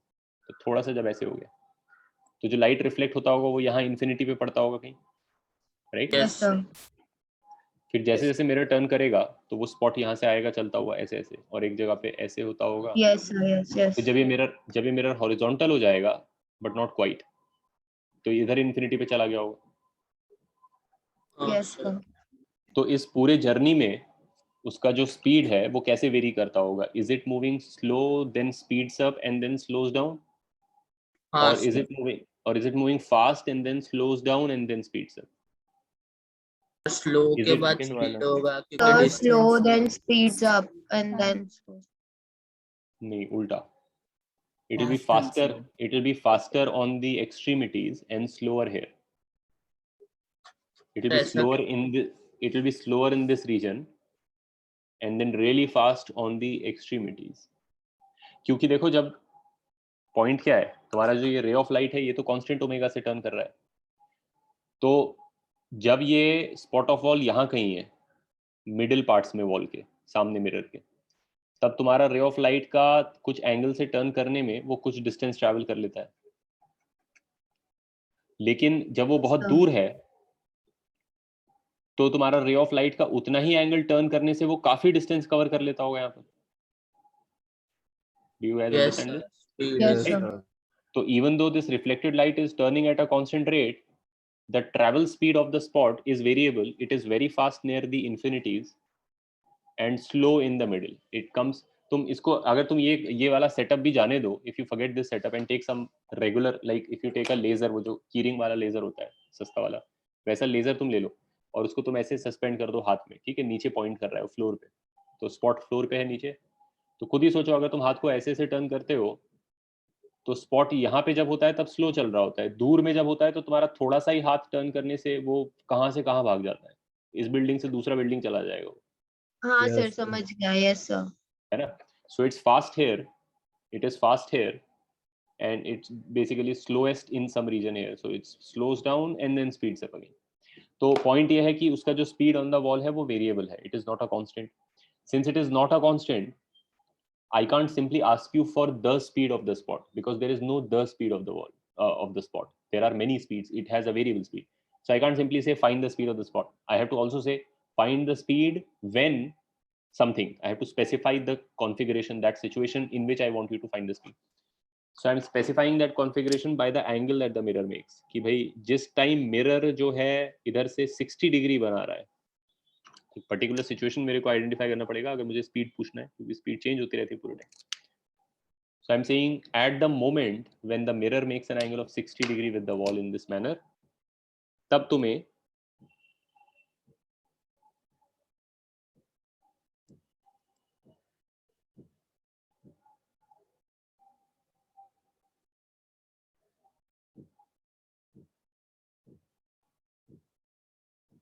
at the moment shown, तब तुम्हें फाइंड करना है स्पॉट का स्पीड कितना है.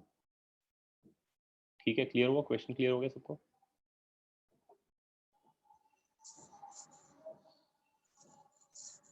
ट्राई करो, ये भी थोड़ा ट्रिकी क्वेश्चन है but still try it out.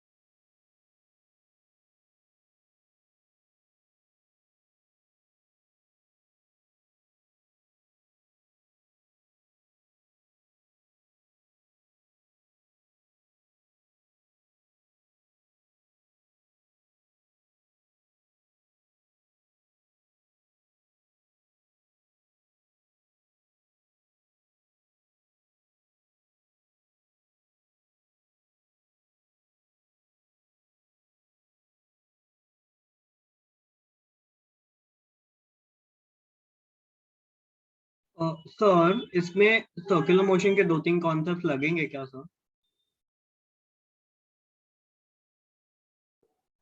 देखो वैसे करोगे ना तो फंस जाओगे इसमें. अगर तुम, आर्यमान गलत आंसर है. अगर तुम इसमें v equal to r omega type करने लगोगे, हाँ सर वही क्या था. हाँ, तो मैं पहले ही बोल देता हूँ, any of you who are trying that ways, natural है कि तुम वो अटेम्प्ट करो because something is rotating and so you can think कि मैं इसका v equal to r omega से इसका उधर का वेलोसिटी निकाल के फिर कुछ कंपोनेंट ले लूँ. प्रॉब्लम ये है उसमें कि v equal to r omega जो होता है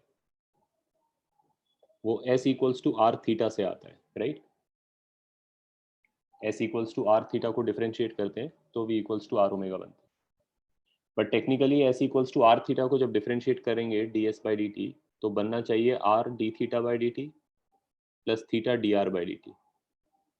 अब जब सर्कुलर मोशन होता है नॉर्मली कि सर्कल में ही कोई चीज़ चल रही है या कोई रिजिड बॉडी है, रॉड टाइप चीज़ जो रोटेट कर रही है, तो वो जो लेंथ है उसके एंड तक का वो फिक्स्ड होता है, यानी r कांस्टेंट होता है.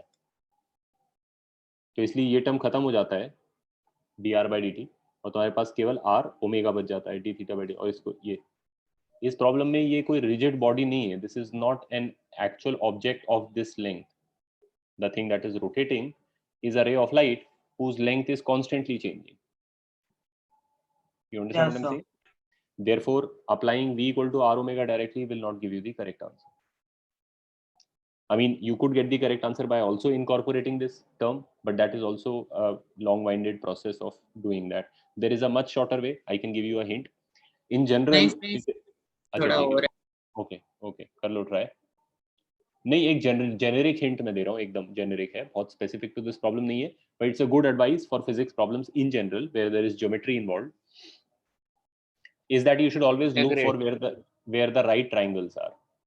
मतलब before trying any other approach, see if there are right triangles that can be made and you can relate the sides to lengths and various things. ये बहुत जेनेरिक एडवाइस मैं दे रहा हूँ, but of course That's usually the easiest way of solving any problem before you go on to any kind of a more tricky concept.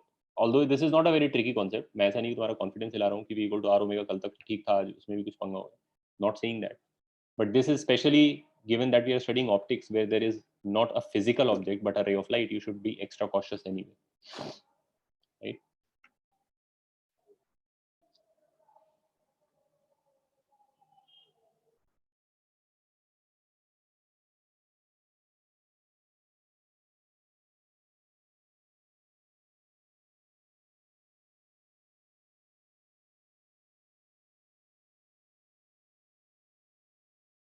Sir around 19.5 आ रहा है metre पर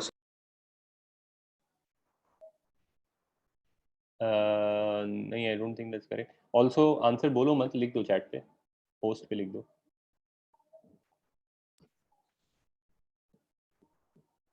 जो भी तुम बोल रहे थे वो लिख दो चैट पे, मैं देख लेता हूँ.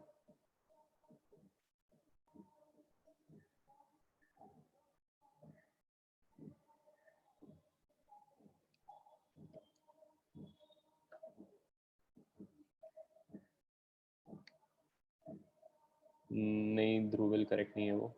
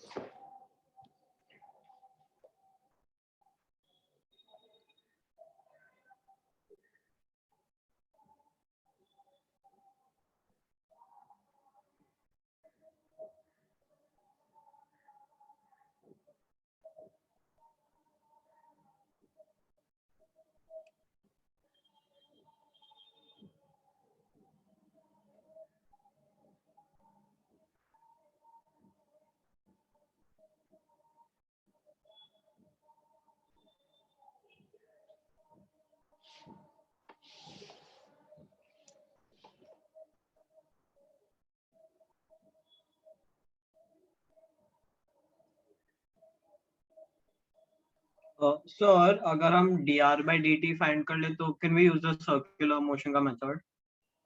हाँ, you can, but I would say that it is still going to be a very long-winded solution.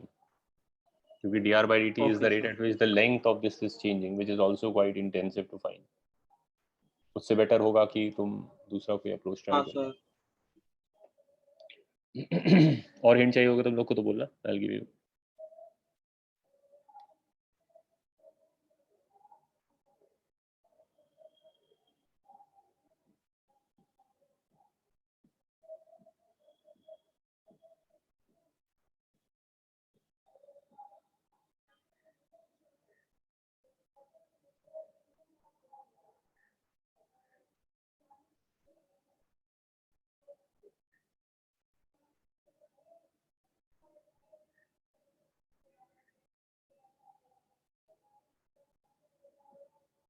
Sir फिर से ब्लर हो गया। हाँ वीडियो। हाँ सर। सर आपका बैंडविड्थ भी लो दिखा रहा है।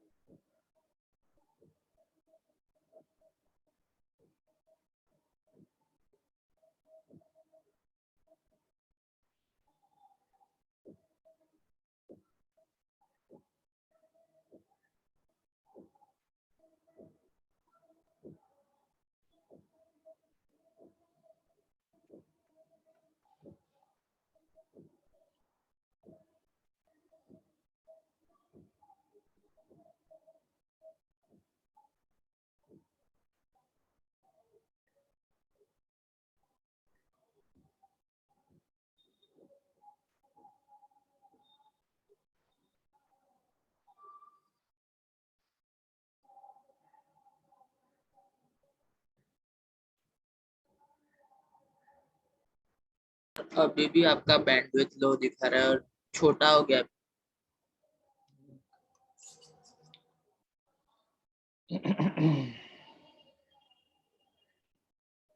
कुछ तो आज प्रॉब्लम हो रहा है नेटवर्क का, सुबह से ही चल रहा है वैसे बीच बीच में।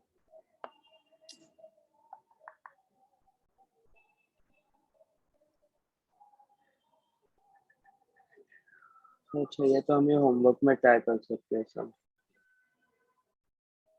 हाँ सर।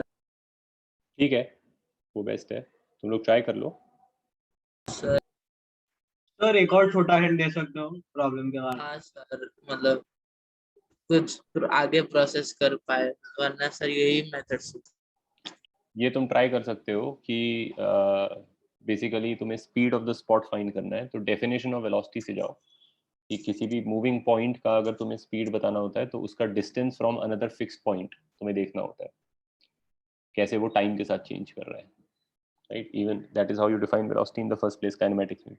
तो अगर तुम एक, ये वन डायमेंशनल मोशन है, motion on a straight line, तो अगर तुम एक फिक्स पॉइंट पकड़ लो जो तुम्हारा ओरिजिन हो गया, और वहां से इसका डिस्टेंस अगर तुम लिख सकते हो as a function of whatever angle, तो फिर उसको डिफरेंशिएट करके स्पीड भी मिल जाएगा,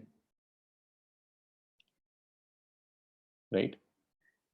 तो जनरल Yes. अप्रोच ये होना चाहिए कि एक लाइन पे अगर कोई चीज मूव कर रही है तो एक ओरिजिन पकड़ लो, कन्वीनियंट ओरिजिन, तुम्हारी मर्जी कोई सा भी पिक कर लो, और वहां से इसका डिस्टेंस लिखो in as a function of this angle.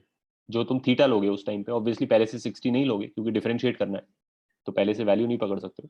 Theta general theta मान के, थीटा के टर्म्स में इस स्पॉट का distance from a fix point ले ले, और फिर उसको डिफरेंशिएट करोगे तो उसमें D theta by D T का भी टर्म आएगा जो कि इसका ओमेगा है, और उससे तुम्हें इसका वेलोसिटी मिल जाएगा। ठीक है, तो ट्राई कर लेना इसको। सर अभी आपका नेट ठीक हो गया। हाँ अ, ठीक है, तो ये हो गया हमारा रोटेशन से रिलेटेड प्रॉब्लम्स सिचुएशंस, कि अगर हमारा ये मिरर रोटेट कर रहा है, या जनरल आइडिया ये है कि फिक्स्ड अगर लाइट है और मिरर रोटेटिंग है तो जो रिफ्लेक्टेड लाइट है उसका ओमेगा हम डबल करके फाइंड कर सकते हैं। इस केस में तो वैसे वो नहीं फाइंड करना था, स्पीड फाइंड करना। The next thing plane mirror से रिलेटेड इज अच्छा, field of view, number of images तो आरडीपी ने करा दिया तुम लोगों को। तो अब हम आ जाते हैं, नहीं कराया। फील्ड ऑफ व्यू नहीं कराया तो फील्ड ऑफ व्यू मैं बता देता हूँ।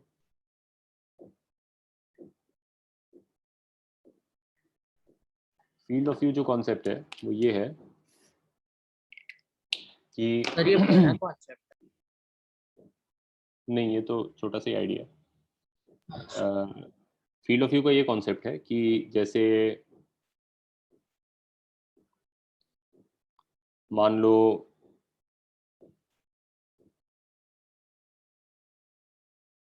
कि एक मिरर है, ठीक है, प्लेन मिरर है। अगर मैं बोलूंगा कि इधर एक कोई आदमी खड़ा है, ठीक है, तो पहला क्वेश्चन तो मेरा ये है, तुम लोगों से ओरली बता दो कि क्या इसका इमेज इस मिरर में बनता होगा। Yes. Yes, sir. Yes, sir. Right, तो ये नहीं सोचना चाहिए कि नहीं ये तो मिरर के सामने नहीं खड़ा है तो इसका इमेज नहीं बनता होगा, ऐसा नहीं है। इमेज तो सबका बनता है सब मिरर में। Even the smallest mirror will image the entire. अब ठीक है, वो अलग बात है कि चीजें के बीच में ऐसा पॉसिबल है कि कहीं वॉल है। अब मैं अपने इसमें बैठा हूँ, लिविंग रूम में बैठा हूँ, तो बाथरूम का मिरर में मेरा इमेज नहीं बन रहा होगा क्योंकि बीच में बहुत सारे वॉल्स हैं। There is no way light from me can get to that mirror. But if there were no walls in the world then technically every mirror would image everything. ये अलग क्वेश्चन है कि क्या ये खुद को इस मिरर में देख सकता है, नहीं देख सकता है, which is a different issue. But क्या इसका इमेज इस मिरर में बनेगा, उसका आंसर है यस। और वो करने के लिए तुम्हें क्या सोचना होता है कि तुम इसको एक्सटेंड कर देते हो, ठीक है, इनफाइनाइटली, और फिर तुम बोलते हो कि भाई जितना दूरी पे ये है उतना दूरी पे इसका इमेज बनेगा और इन्वर्टेड होगा by 180 degrees. Basically the idea is you simply fold this on to this side. In fact you fold the entire universe on to this side. So हो सकता है इधर एक पेड़ लगा रहा होगा, तो तुम पूरा फोल्ड मारोगे तो वो पेड़ इधर आ जाएगा। हो सकता है यहाँ पे जो है कुत्ता रहा होगा या भैंस रहा होगा, तो वो भी फोल्ड होके इधर आ जाएगा। Everything will fold by 180 degree on to this side, ठीक है।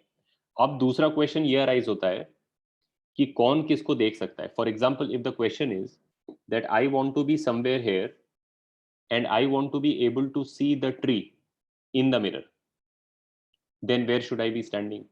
First of all, I can't be standing below this line because then I'm on the wrong side of the mirror. Tree को directly देखने की बात नहीं हो रही है, ट्री का इमेज देखना है मिरर के अंदर, राइट। तो मुझे इस तरफ कहीं होना पड़ेगा। उसमें भी तुम समझ सकते हो कि इधर होने से कुछ नहीं होएगा।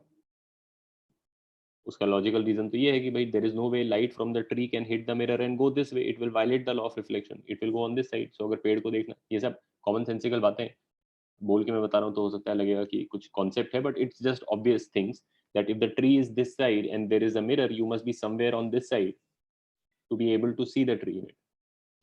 तो वो करने के लिए जो लॉजिक हम लगा रहे हैं उसको बोलते हैं field of view. So instead of trying to figure out कि ट्री से लाइट कहाँ जाता होगा, the other way of thinking about this, which is what is called field of view, is that you forget that this is a mirror. You don't think of it as a mirror, you think of it as a window, and you think of the dotted line as a wall, opaque wall है ये पूरा। और window के through तुम इस virtual दुनिया को देख रहे हो। मिरर के इस साइड में जो वर्चुअल दुनिया है तुम उसको देख रहे हो। तो अब क्वेश्चन ये है कि ये पेड़ को अगर देखना है तो मुझे कहाँ पे खड़ा रहना होगा। तो वो क्वेश्चन इजीली आंसर किया जा सकता है by taking one line from the tree and taking it out of the window from one edge and another line from the other edge, and if you stand anywhere in this shaded region you will be able to see this image of the tree through the window. तुम लोग समझ गए logical बात? Yes, sir.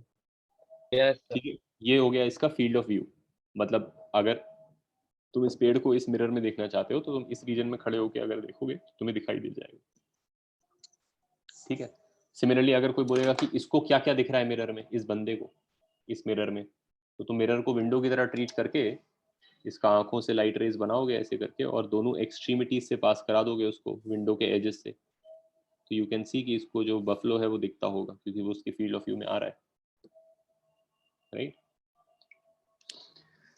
तो ये concept को use हम कर सकते हैं कुछ कुछ टाइप के क्वेश्चंस करने के लिए। जैसे एक क्वेश्चन तो ये है कि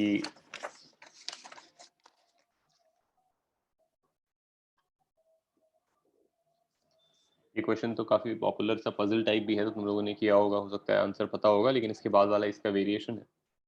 तो अगर तुम्हें इसका आंसर पता भी है तो भी तुम ट्राई कर लो कि एक वॉल है, फ्लोर है और ये कोई आदमी है या लड़की है, ठीक है, और इसको जो है अपने लिए मिरर लेना है और वॉल पे लगाना है। इतना हमको बताया गया है, गिवन है कि जो मिरर का टॉप होगा वो इसके सर के टॉप के साथ अलाइंड है, तो मिरर यहाँ से चालू होगी, लेकिन नीचे कितना मिरर लगाना है वो अब इसको डिसाइड करना है। और ये भी अज्यूम कर लो कि इसकी जो आंखें हैं वो यहाँ पे नहीं है, वो सर के टॉप पर है। ये मैं इसलिए बोल रहा हूँ क्योंकि कन्वीनियंस के लिए, ताकि वैसे तो आंखें यहाँ पर है तो there is an additional whatever some maybe 8 to 10 centimeters between the top of the head and the eye, so that will mean light has to travel because आंखों से ही देख रहा है, लेकिन हम सिंप्लिसिटी के लिए मान लेते हैं कि आंखें इसके सर के ऊपर है। अब क्वेश्चन इशू ये है कि भाई एक मिरर लगाना है यहाँ पर वॉल पे, और मिरर ऐसा चाहिए जिसमें खुद को ये पूरा का पूरा देख पाए। तो maybe to get ready in the morning for work और स्कूल और whatever the person needs to buy a mirror. और ऐसा मिरर होना चाहिए जिसमें सिंगल बार में ही पूरा ऊपर से नीचे तक दिखता हो, राइट? ऐसा नहीं कि पहले सर देख रहे हैं फिर पैर देख रहे हैं। अब ऑब्वियसली यू कुड से कि भाई पूरा दीवार पे मिरर लगा दो, बट वो तो ओवरकिल हो जाएगा, क्योंकि पूरा दीवार पे मिरर लगाने से नीचे का भी कुछ फ्लोर उसमें दिखने लगेगा। इतना नहीं देखना, इतने पैसे खर्च नहीं करने। तो basically least amount of money खर्च करके इतना साइज का मिरर चाहिए जिसमें पूरा का पूरा एक बार में दिखता हो, और मिरर यहाँ से चालू होगी। तो तुमको ये हाँ फाइंड सर, करना है कि कितना लंबा मिरर रहेगा, half height, half the height, half right? ये हाइट, पता होगा। Half the height. ये अब आरडीपी सर ने कराया था सर। हाँ सर, अच्छा ठीक है, तो मैं प्रूफ भी करवाया था। ठीक है, तो इसको ऐसे हम सोच सकते हैं कि instead of thinking of it as mirror and light going and reflecting, हम इसी लॉजिक से यूज करेंगे कि प्लेन मिरर जो है बेसिकली दूसरी दुनिया में विंडो है जो इस दुनिया का कॉपी है। तो सवाल फिर हमारा टर्न हो गया इनटू अ डिफरेंट क्वेश्चन कि अगर तो दीवार के दूसरी साइड इस बंदे का एक कॉपी बंदा है, तो अब क्वेश्चन ये नहीं है कि मिरर कितना बड़ा चाहिए, अब क्वेश्चन ये है कि दीवार में कितना बड़ा विंडो फोड़ना है कि दूसरा वाला पर्सन जो है पूरा का पूरा दिख जाए। तो मेरे को उसका टॉप ऑफ द हेड देखना है, तो यहां से फोड़ूंगा मैं इसको विंडो को, और फीट देखना है तो यहां से भी फोड़ूंगा। तो बस इससे मेरे को पता चल गया कि यहां से यहां तक दीवार फोड़ दो, यानी मिरर लगा दो, तो काम बन जाएगा। एक्चुअली ये लाइट यहाँ से नहीं आ रही है, एक्चुअली तो ये लाइट इसके खुद के पैर से आ रही है रिफ्लेक्ट होके मिरर के एज से, but the effect is the same as if that light is coming from the feet of that other person. और इससे प्रूव भी हो जाएगा कि हाफ द हाइट है, क्योंकि अगर मान लो ये बंदा जो है मिरर से कुछ डिस्टेंस पे खड़ा है एक्स पे, तो उसकी इमेज मिरर के पीछे भी एक्स पे बनती है, ये तो तुम्हें पता ही है। Plane mirror image is the same distance behind the mirror. So therefore ये दोनों ट्राइंगल्स, जो छोटा ट्राइंगल है और ये जो बड़ा ट्राइंगल है, ये सिमिलर है क्योंकि दोनों राइट ट्राइंगल है, दोनों में कॉमन एंगल है। So therefore this over this is the same as this over this. तो बंदे का हाइट अगर h है तो ये x over 2x is h by 2 over h. So therefore the mirror must be half the height of the person. Does it matter if the person stands far or near from the mirror? No, yes sir. तो Yes, sir. Does not matter. Yes. Because even if they are standing very far practically from the मतलब mirror. उसको दिखना चाहिए। हाँ वो ठीक है उसका आई साइट के हिसाब से, लेकिन अगर वो दूर भी खड़ा है मिरर से, ये मैंने बना दिया दूर से थोड़ा स्केल डाउन करके, तो भी प्रॉब्लम वही है कि उतना ही दूर उसका एक इमेज खड़ा है और उसको इधर से देखना है, इसको टॉप ऑफ द हेड, और पैर देखना है। तो अभी भी ये रेशियो वही रहने वाला है, हाफ का रहने वाला है, क्योंकि ये ओवर ये हाफ ही है। ठीक है, जो ट्राइंगल्स हैं वो ज़्यादा इलोंगेट हो गए, नैरो हो गए, लेकिन रिलेशनशिप है कि भाई this over the whole is half, so therefore this over the whole is also half. मतलब इसको हमेशा इस मिरर में अपना पूरा दिखता होगा, मिरर के टॉप पे इसको अपना सर दिखता होगा और मिरर के बॉटम पे इसको अपना पैर दिखता होगा। The only thing that will change is as this person goes away from the wall, the mirror look smaller, because दूर से चीज छोटा लगता है, तो मिरर छोटा दिखता होगा, लेकिन मिरर में जो इसका अपना इमेज है वो भी प्रोग्रेसिवली छोटा दिखता होगा। लेकिन ये हमेशा ट्रू होगा कि इसका अपना इमेज पूरा मिरर को फुल्ली ऑक्यूपाई कर रहा होगा, कि इसका टॉप से लेकर बॉटम तक पूरा मिरर फुल्ली फिल्ड होगा इसी का अपना इमेज से। Nothing extra will be showing and the image will not be cut off. The only thing is as he goes further away, the whole thing looks smaller to him or bigger to him as he comes close. But the fact that the image completely fills the mirror will never change regardless of how far he stands from the mirror. अब इस problem का एक variation तुम लोग कर लो, इसी logic से try करो तो इजियर रहेगा। अगर ये भी कर लिया था तो बता देना, फिर आगे बढ़ जाएंगे। कि अब ये बंदा खड़ा है इधर, इसकी आंख है, आंख 1.8 मीटर का हाइट पर है, ठीक है। मिरर जो है वो 50 सेंटीमीटर लंबी है, और मिरर का बॉटम भी फ्लोर से 50 सेंटीमीटर पर है, और बंदा जो है वॉल से 2 मीटर की दूरी पर है। तो तुमको ये फाइंड करना है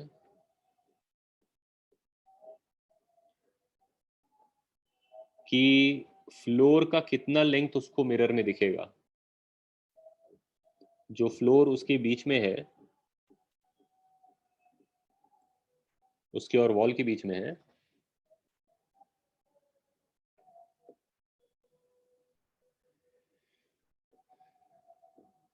ये जो 2 मीटर का फ्लोर है बीच में, इसका कितना लेंथ इसको मिरर में दिखता होगा, गिवन दैट ये सब डिमेंशंस दिए हुए हैं। ठीक है, क्वेश्चन क्लियर हो गया?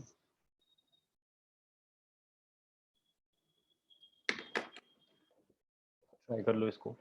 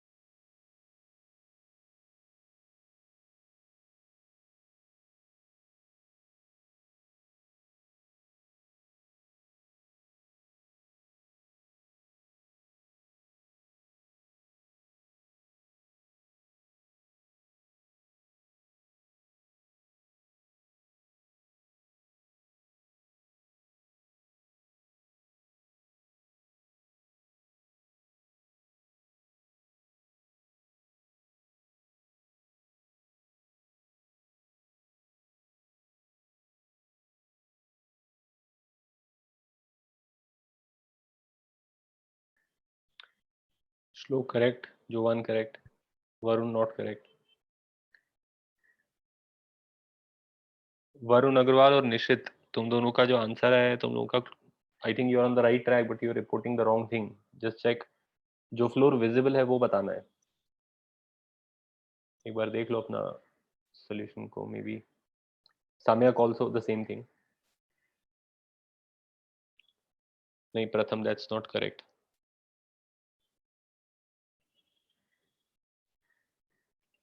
Kairav not correct.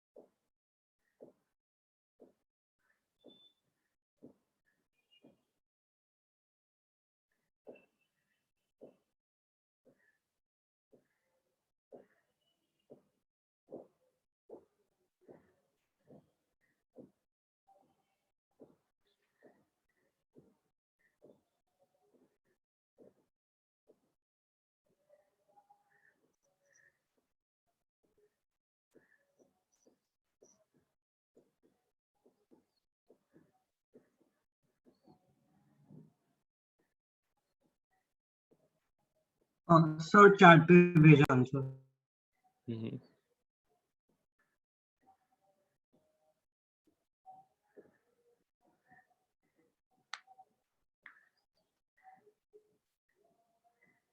Kairav correct है, वरुण अग्रवाल करेक्ट है, ध्रुविल करेक्ट नहीं है, आर्यमान करेक्ट नहीं है, साम्या करेक्ट है answer, Nishit not correct,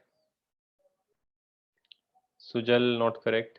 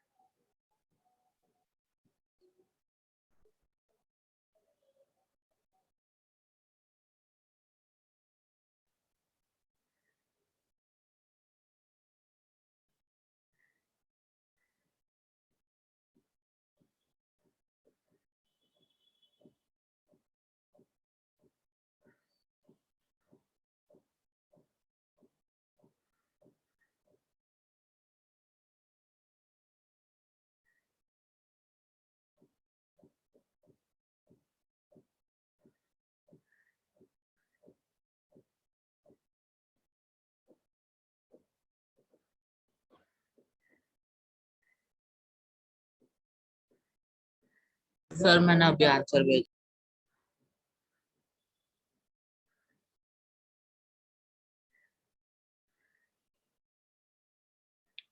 Aditya Prachand correct answer है, यस. ध्रुविल करेक्ट नहीं है, निश्चित करेक्ट आंसर है, आदित्य अनंत करेक्ट आंसर नहीं है, निश्चित करेक्ट आंसर है अभी.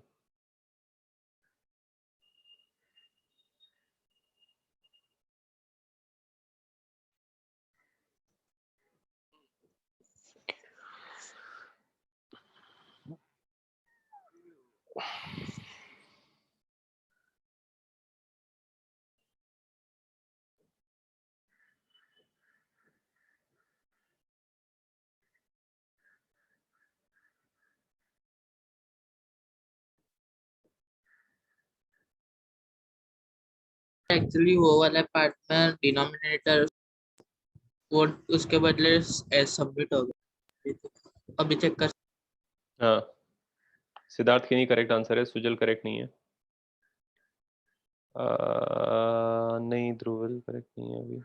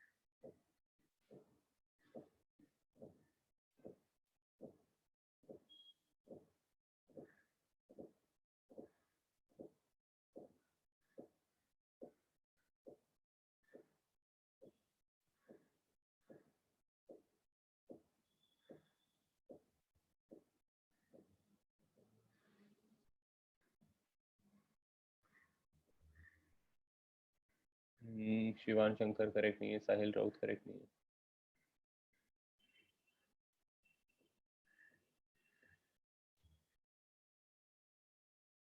Think again from the point of view of this being a window, and then the field of view of this person through that window, and then basic geometry.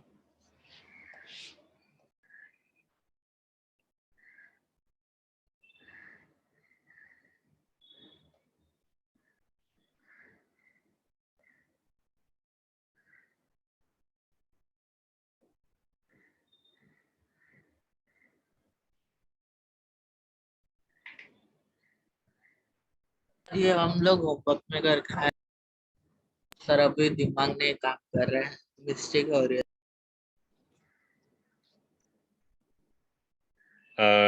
ठीक है, सुजल गलत है, नील Kedia correct answer है। तो solve नहीं करूं मैं इसको, तुम लोग ट्राई करोगे बाद में? सर कर दो ना, ये इजी था मतलब। हाँ सर कर दो सर। सर बस फाइनल आंसर बता दो। फाइनल आंसर है 1.23 metres, 123 centimetres.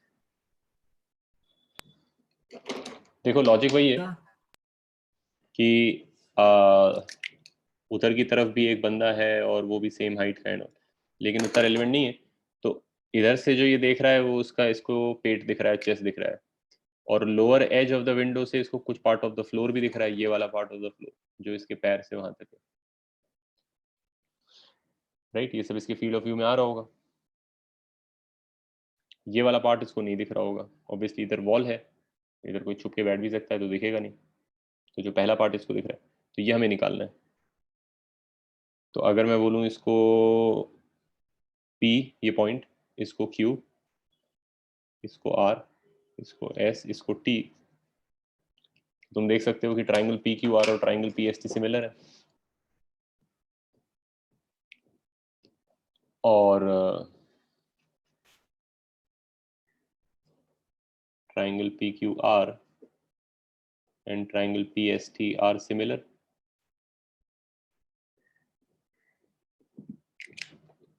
So therefore I can say PQ over QR is PS over ST. This over this is this over this. PQ ही मेरे को फाइंड करना है, तो PQ by QR is 50 centimetre. PS पूरे को मैं लिख सकता हूँ PQ plus QS, तो वो हो गया PQ plus QS है 200 सब सेंटीमीटर में लिखा हुआ है, ओवर ST है 180 सेंटीमीटर। और ध्यान रखो कि आंसर जो है वो ये है, तो PQ आंसर नहीं है, 200 माइनस PQ मेरा आंसर होगा लास्ट में, ठीक है, क्योंकि जो फ्लोर दिख रहा है वो बताना है। ये इसका फील्ड ऑफ व्यू है ना, ये वाला रीजन। तो इसमें जो कुछ आ रहा है वो दिख रहा है उसको, तो ये वाला पार्ट ऑफ द फ्लोर दिख रहा है, ये बंदे का इतना पार्ट भी दिख रहा है, ये वाला पार्ट ऑफ द फ्लोर नहीं दिख रहा है इसको। तो यहाँ से तुम PQ सॉल्व कर सकते हो। PQ हो जाएगा 5 13 और 1000 by 13 सेंटीमीटर। तो therefore length of floor visible कितना हो गया, इज 200 माइनस PQ, ये क्योंकि टोटल ये भी 200 मीटर सेंटीमीटर से, अगर ये 200 सेंटीमीटर, इससे तुम्हारा आ जाएगा 200 माइनस 1000 by 13 यानी 1600 by 13 which is 123 centimeters roughly। ठीक है, क्लियर? Yes sir. यस। तो ये वाले जो प्रॉब्लम्स हैं जिसमें आदमी है और विंडो में और सामने मिरर है या कुछ है, तो उसमें जो है easiest approach is to solve it in this manner where you treat the mirror as a window and you look through it। ठीक है, और यस सर। इसी से रिलेटेड एक चीज और कर लेते हैं, फिर खत्म करते हैं आज के लिए। कि कभी कुछ प्रॉब्लम्स में क्या होता है,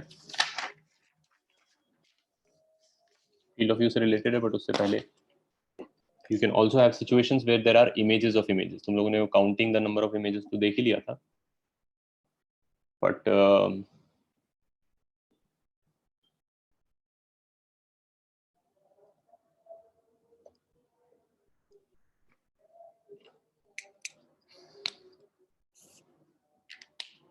जैसे फॉर इंस्टेंस मान, क्या हाँ बोल रहे हो, नेक्स्ट क्लास में करा सकते हो क्या? अभी खत्म करना है क्या? सर नहीं सर करा दीजिए। कर सकते हैं अगर ज्यादा लंबा हो गया है आज का दिन तो। सर सिर्फ 70 पार्टिसिपेंट्स बचे। ठीक है चलो सर नेक्स्ट टाइम 2:30 करते का हैं, नेक्स्ट टाइम इसको कंटिन्यू करेंगे इमेज ऑफ इमेज को। ऑलराइट, सर इसका पीडीएफ प्लीज भेज देना आज के नोट्स का। फोटोज में भेज दूंगा अभी थोड़ी देर में, आधे एक घंटे में। अरे आज का थोड़ा टॉपिक टफ लगा। प्रॉब्लम्स मैंने लिए दोनों थोड़े टफ थे, बट कुछ ये ऐसी बात नहीं है, पहले शुरू में लगते हैं थोड़े से टफ। हाँ सर प्रॉब्लम्स टफ थे, टॉपिक समझ में हाँ आया सर था। टॉपिक समझ आया बट प्रॉब्लम्स हाँ टॉपिक ठीक है, इजी लग रहा था, प्रॉब्लम सॉल्व करे तो। इसमें इजी प्रॉब्लम्स भी रहते हैं, कुछ कुछ बहुत बेसिक प्रॉब्लम्स भी रहते हैं कि रोटेट हो रहा है तो डबल रेट से जा रहा है, बट मैंने टफी प्रॉब्लम्स लिए just to illustrate those ideas. But ठीक है, वो होता है कभी, टफ प्रॉब्लम शुरू में पहली बार देख के ज्यादा टफ लगता बट सर बट टाइम भी बच गया डायरेक्टली टफ से तो। है। ठीक है, तो नेक्स्ट टाइम हम यहाँ से इसका continue homework image of image से। हाँ होमवर्क हाँ मैं तुम लोगों को भेजता हूँ, ग्रुप पे डालता हूँ।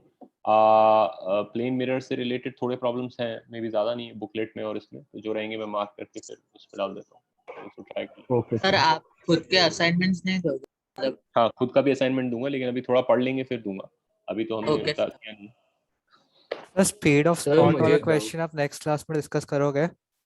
हाँ वो भी करूंगा, और भी कुछ रह गया था कि डिस्कस करने के लिए, नहीं हाँ तो वही कर लेंगे, नहीं डिस्कस सर। करेंगे उसको, ट्राई कर लेना फिर उसके बाद डिस्कस कर लेंगे। सर आप रियोप्टिक्स मॉड्यूल का पीडीएफ भेज सकते हो? हाँ सर। हाँ ठीक है, भेज देता हूँ मैं भी, ग्रुप पे डाल देता हूँ। Thank you sir. सर मुझे एक डाउट था। सर। हाँ बोलो। Bye sir. सर वो जो स्पॉट वाला क्वेश्चन था सर, उसको मैं इस टर्म में सोच रहा था कि मतलब उसे कहीं cos थीटा का फंक्शन अगर लिख सकें तो।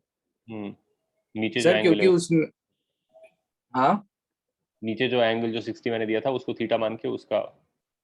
हाँ सर, क्योंकि उसकी स्लोप फिर उसी हिसाब से कम ज्यादा हो रही है ना, मतलब आपने बताया हाँ जैसे कि। हाँ हाँ हाँ सही ओके है, सर, तो उस कर सकते टर्म्स में एक बार सोच कर आऊंगा। हैं। Sir, हाँ बोलो। can you explain that first 2 theta on sum again? I was not getting First to theta. that rotating one. So yes, sir, this one. This one? Yes, sir, this one. Yes, still didn't get the idea. You understood the concept, right? If there is a fixed incident light, then if the mirror is turning at omega, then the reflected light is turning in the same sense at twice that omega.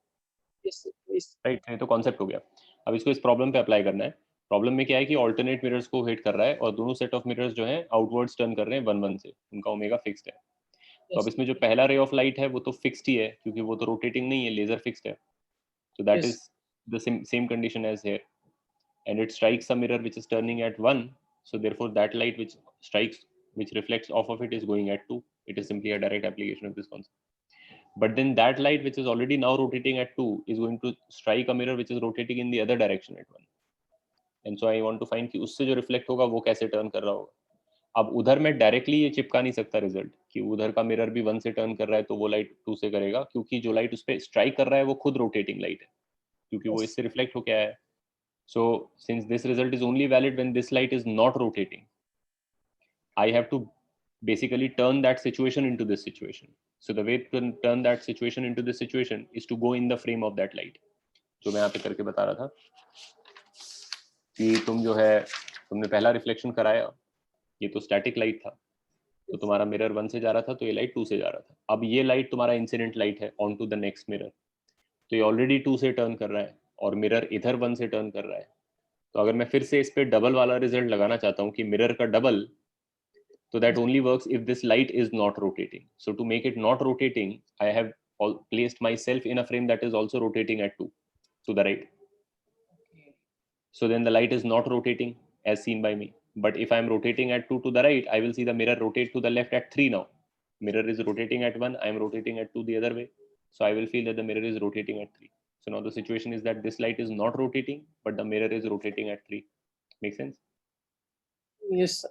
So it's again the same situation with a fixed incident light now. And the mirror is turning at 3, so this must be going at 6. But क्या वो? Little bit that visualization I was not getting it. No, did you understand this wala part, the main result? Yes, sir, that is it. Yes, I understood.